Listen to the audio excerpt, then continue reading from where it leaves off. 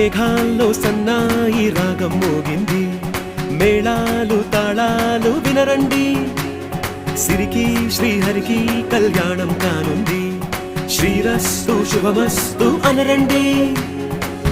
అచ్చతలు గంటో పెళ్లికి అర్థం చెప్పారంటూ, మెచ్చదగు ముచ్చట ఇది అని సాక్ష్యం చెబుతామంటూ, జనులంతా జై కొట్టేలా జరిపిస్తామండి. అందాల కుందనపు బొమ్మవని